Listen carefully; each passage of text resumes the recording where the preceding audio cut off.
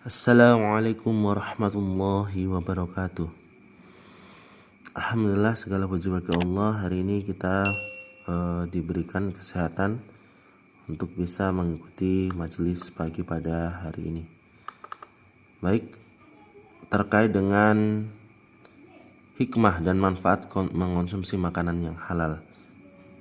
Makanan dan minuman merupakan kebutuhan pokok bagi setiap manusia. Kita semua tahu hampir tidak ada orang yang bisa menahan dari lapar dan haus selama berhari-hari. Hal ini tentu menjadi indikasi bahwa makanan dan minuman sebagai kebutuhan dasar yang harus dipenuhi. Dalam Islam, mengonsumsi makanan dan minuman jelas telah diatur dalam Al-Quran dan hadis.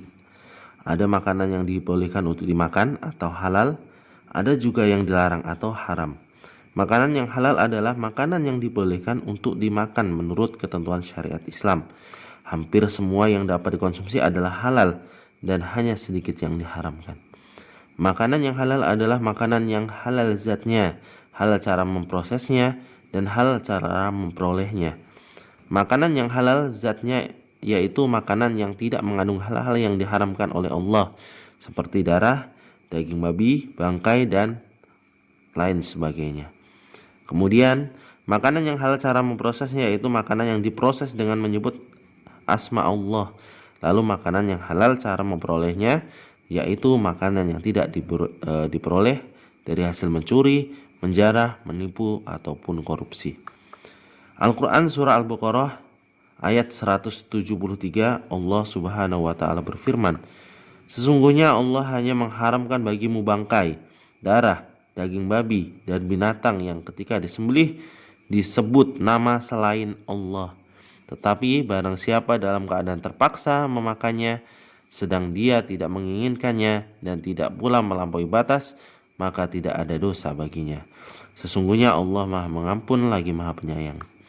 Dari ayat tersebut sudah jelas makanan apa saja yang diharamkan untuk dikonsumsi. Artinya, selain makanan yang disebutkan tadi, makanan semua diperbolehkan. Dalil tentang makanan yang diharamkan juga tercantum dalam surat Al-Maidah ayat 3 yang berbunyi, "Diharamkan bagimu memakan bangkai, darah, daging babi, atau daging hewan yang disembelih atas nama selain Allah, yang tercekik, yang terpukul, yang jatuh, yang ditanduk, dan diterkam binatang buas kecuali yang sempat kamu menyembelihnya. Dan diharamkan bagimu yang disembelih untuk berhala." Sementara dalam hadits dari Abu Hurairah radhiyallahu anhu dia berkata bahwasanya Rasulullah SAW bersabda, "Sesungguhnya Allah Subhanahu wa Ta'ala itu baik, tidak menerima kecuali yang baik, dan sesungguhnya Allah memerintahkan kepada orang yang beriman sebagaimana ia memerintahkan kepada para rasulnya dengan firman-Nya, 'Wahai para rasul, makanlah yang baik-baik dari apa yang kami rezekikan kepada kalian.'" Kemudian beliau menyebutkan, ada seseorang yang melakukan perjalanan jauh dalam keadaan kusut dan berdebu. Dia mengangkat tangannya ke langit seraya berkata, "Wahai Rabbku, padahal makanan yang haram, minumannya haram, pakaiannya haram, dan kebutuhannya dipenuhi dari sesuatu yang haram, maka jika keadaannya bagaimana doanya akan dikabulkan." Hadis riwayat Muslim. Persoalannya pola makan dan minum.